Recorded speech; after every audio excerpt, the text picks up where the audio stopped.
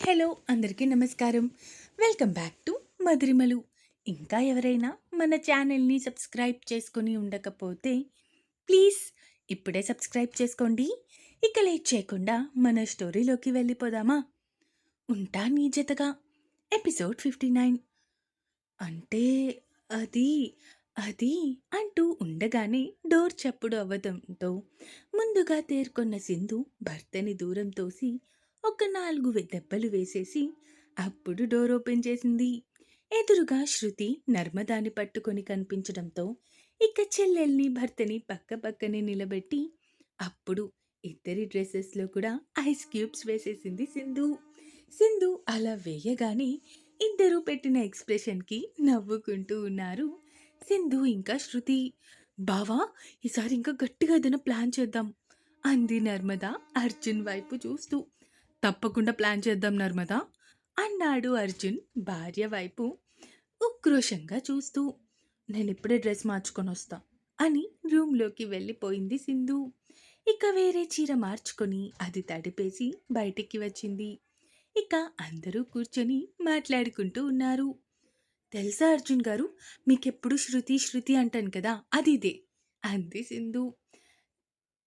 "తెలుసు. అత్తయ్య, మావయ్య పేరు ఎన్ని సార్లు అయితే నీ నోట్లో నుంచి వస్తుందో, అన్ని సార్లు శృతి పేరు కూడా వస్తుంది రోజులో" అన్నాడు అర్జున్. "కానీ అర్జున్ అన్నయ్య, ఒకటి చెప్పనా? అసలు పెళ్లి చేసుకున్న తర్వాత ఇది కనీసం నాతో సరిగ్గా మాట్లాడింది కూడా లేదు.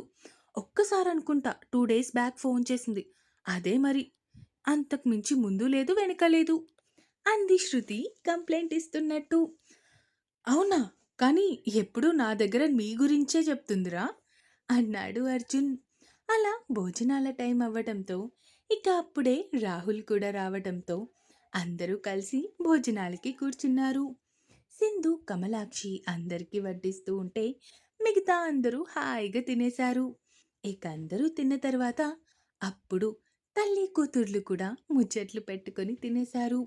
"నేను మీ నాన్నని, శృతిని తీసుకొని బయటికి వెళ్తాను. కావాల్సిన సామాన్లు తీసుకొని రావడానికి. చెల్లి, తమ్ముడు ఎలాగో ఇప్పుడు ట్యూషన్‌కి వెళ్ళిపోతారు. అల్లుడు గారు ఒక్కరే ఉంటారు కదా! నువ్వొకసారి అల్లుడు గారితో మాట్లాడు. సరేనా?" అంది కమలాక్షి. "సరే అమ్మా" అంది సింధు. ఇక కమలాక్షి భర్తకి, శృతికి చెప్పి వాళ్ళని తీసుకొని బయటికి వెళ్ళింది షాపింగ్ కోసం. తల్లిదండ్రులు బయటికి వెళ్ళిపోయిన ఒక పావుగంటకి నర్మదా, రాహుల్ కూడా అర్జున్‌కి, సింధుకి చెప్పేసి అక్కడి నుంచి ట్యూషన్‌కి వెళ్ళిపోయారు. ఇంట్లో కేవలం సింధు, అర్జున్ మాత్రమే మిగిలారు. "అయినా ఏంటే, ఇందాక నా షర్ట్‌లో ఐస్ క్యూబ్స్ వేస్తావా?" అడిగాడు అర్జున్ భార్య వైపు చూస్తూ తన షర్ట్ హ్యాండ్స్ పైకి ఫోల్డ్ చేస్తూ. "అబ్బా! అర్జున్ గారు, మీరొకసారి ఇలా రండి. మీతో ఒక విషయం మాట్లాడాలి" అంది సింధు. "ఏంటది? డైవర్ట్ చేయాలని చూడకు. అస్సలు డైవర్ట్ అవ్వను నేను" అన్నాడు అర్జున్. "డైవర్ట్ చేయడం కాదు అర్జున్ గారు. అది అమ్మ మనిద్దరికీ ఫస్ట్ నైట్‌కి ముహూర్తం పెట్టిస్తాను అని చెప్పింది కదా! ఈరోజు రాత్రికి ముహూర్తం బావుందంట. అమ్మ అది ఖాయం చేసేసింది" అంది సింధు. "ఏంటి, నిజంగానా?" అడిగాడు అర్జున్ అనుమానంగా. "మీకు మరీ అంత అనుమానం అయితే నేనేం చేస్తాను అర్జున్ గారు? ఇప్పుడు అమ్మ వాళ్ళు వాటి కోసం షాపింగ్ చేయడానికే వెళ్లారు" అంది సింధు. ఆ మాటకి అర్జున్ భార్యని తన మీదకి లాక్కొని, "చెప్పానా లక్ కలిసొస్తే ఈరోజే మన ఫస్ట్ నైట్ అయిపోతుంది అని. సో, అయిపోబోతుంది. ఇంతకీ అమ్మాయి గారికి మనస్ఫూర్తిగా ఇష్టమేనా?" అడిగాడు అర్జున్. "అర్జున్ గారు" అంటూ అర్జున్ గుండెల్లో ఒదిగిపోయింది సింధు. భార్యని తనకి దగ్గరగా పొదుముకుంటూ భార్య చెవిలో ఏదో చెప్పాడు అర్జున్. అప్పటి వరకు అర్జున్ గుండెల మీద ఉన్న సింధు ఒక్కసారిగా దూరం జరిగి భర్తని కొట్టడం మొదలుపెట్టింది. "ఏయ్! నిజంగానేనే. కావాలంటే మనం తిరిగి హైదరాబాద్ వెళ్ళాక చూద్దాం" అన్నాడు అర్జున్. "ఇంకొక్క మాట మీ నోట్లో నుంచి వచ్చింది అంటే ఏం చేస్తానో నాకే తెలీదు, చెప్తున్నా" అంది సింధు. "ఇంకా చాలా మాటలొస్తాయి మేడం. ఎలా మరి?" అడిగాడు అర్జున్ భార్య వైపు చూసి కన్ను కొడుతూ. "పోండి అర్జున్ గారు. రాత్రి వరకు మీతో ఇంకస్సలు కనిపించను మీకు" అంటూ 2 అడుగులు ముందుకి వేసేసరికి సింధు బయట చెంగు పట్టుకొని వెనక్కి లాగాడు అర్జున్. ఇదిగో అసలే ఇంట్లో ఎవరూ లేరు.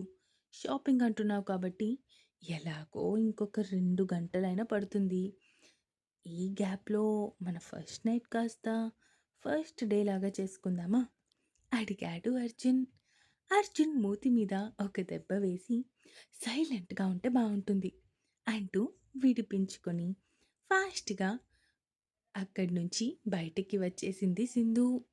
భార్య ప్రవర్తనకి నవ్వుకుంటూ ఉన్నాడు అర్జున్.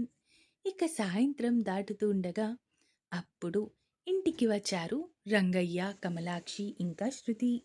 శృతి, నువ్వు ఆ రూమ్ మొత్తాన్ని కొంచెం డెకరేట్ చేసే తల్లి. ఏవండి, మీరు రాహుల్ ఇంకా నర్మద ఇద్దరిని తీసుకొని బయటికి వెళ్ళండి. నేనిక్కడ మిగతా అరేంజ్‌మెంట్స్ అన్నీ చూస్తాను అన్నారు కమలాక్షి. సరే కమలాక్షి అని చిన్న కూతురు, కొడుకు ట్యూషన్ నుంచి రాగానే వాళ్ళని తీసుకొని అక్కడి నుంచి బయటికి వెళ్ళిపోయాడు రంగయ్య. అర్జున్ దగ్గరికి వెళ్ళింది కమలాక్షి. బాబు, మీరు ఆ రూమ్‌లో ఫ్రెష్ అయ్యి ఈ పట్టు పంచలో రెడీ అయిపోండి అన్నారు అల్లుడి చేతికి పట్టు పంచె ఇస్తూ. అలాగే అత్తయ్య అని ఆ పట్టు పంచె తీసుకొని వేరే రూమ్‌లోకి వెళ్ళిపోయాడు అర్జున్. ఇక సింధుని ఇంకొక రూమ్‌లోకి తీసుకొని వెళ్ళి ఆ రూమ్‌లోనే కూతురికి స్నానం చేయించి తనని అందంగా రెడీ చేస్తూ ఉంది కమలాక్షి. తల్లి రెడీ చేస్తుంటే బుద్ధిగా రెడీ అయింది సింధు. కూతుర్ని చూసి తన నుదుటిన ముద్దు పెట్టుకొని, ఇదిగో నీ మూర్ఖత్వంతో మళ్ళీ అల్లుడు గారిని దూరం పెట్టకు, అర్థమైందా? నాకు నువ్వు రేపు బయటికి వచ్చేసరికి గుడ్ న్యూస్ చెప్పాలి. నువ్వు అల్లుడు గారు ఒక్కటైపోయారు అని, సరేనా? అంటూ కూతురి నుదుటిన ముద్దు పెట్టుకొని అక్కడి నుంచి శృతి దగ్గరికి వచ్చింది. ఆంటీ ఎలా ఉంది? అడిగింది శృతి తను డెకరేట్ చేసిన మంచాన్ని చూపిస్తూ. చాలా బావుందిరా! నువ్వొకసారి సింధు దగ్గరుండు. నేను అల్లుడు గారిని రూమ్‌లోకి పంపించేసి పాలు తీసుకొనొస్తాను అంటూ చెప్పడంతో అక్కడి నుంచి సింధు దగ్గరికి వెళ్ళిపోయింది శృతి. కమలాక్షి అల్లుడి దగ్గరికి వచ్చి అర్జున్ని ఆ రూమ్‌లోకి పంపించేసి తిరిగి బయటికి వచ్చేసింది. ఏంటి మేడం గారు, ఇప్పటి వరకు మీ ఇద్దరి మధ్య ఏమీ జరగలేదా? అడిగింది శృతి అల్లరిగా. అందుకే కదా అమ్మ ఇప్పుడు మళ్ళీ అరేంజ్ చేస్తుంది అంది సింధు. అంటే ఏమీ అవ్వకుండానే మా అన్నయ్య రొమాంటిక్ అన్నావా? అసలు మరి ఇప్పుడు అన్నీ అయిపోతే ఇంకేమంటావో అంది శృతి అల్లరిగా నవ్వుతూ. శృతి మాటలకి బుగ్గలు మందారాల్లా ఎర్రగా అయిపోయాయి. ఇక కూతురి చేతికి పాల గ్లాస్ ఇచ్చి, చెప్పింది గుర్తుంది కదా అంటూ కూతుర్ని గదిలోకి పంపించింది కమలాక్షి. ఆ తర్వాత శృతిని తీసుకొని అక్కడి నుంచి బయటికి వచ్చింది. ఇక అక్కడ రంగయ్య తన టాక్సీలో వెయిట్ చేస్తూ ఉండటంతో అలా ఐదుగురు కలిపి మూవీకి వెళ్ళి అక్కడి నుంచి ఉదయం వరకు అలా తిరిగేసి అప్పుడు రావాలి అని నిశ్చయించుకున్నారు. భార్యని చూడగానే ఒక్కసారిగా ఫ్రీజ్ అయిపోయాడు అర్జున్. పల్చటి తెల్ల చీరలో అందంగా మెరిసిపోతుంది తన భార్య.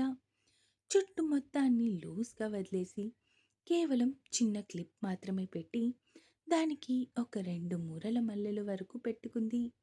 నుదుటిన లైట్‌గా మేకప్‌తో చాలా న్యాచురల్‌గా కనిపిస్తుంది సింధు చూడడానికి.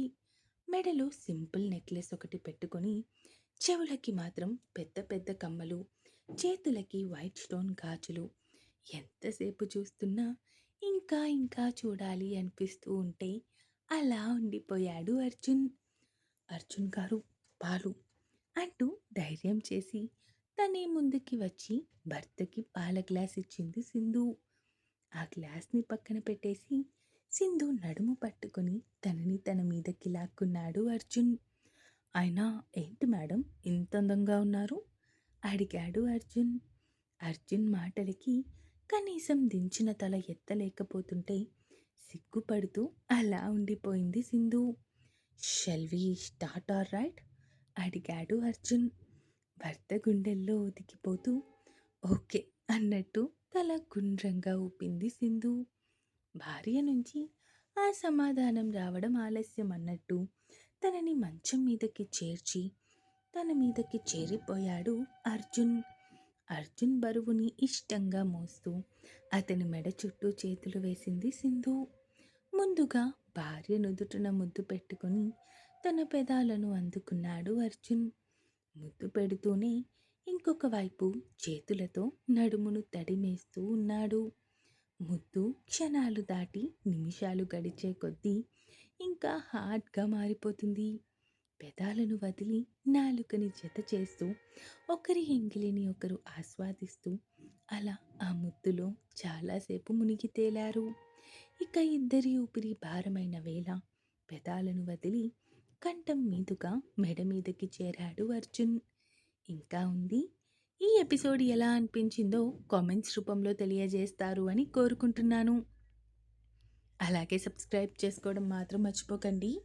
ఇక ఉంటాను. Bye bye.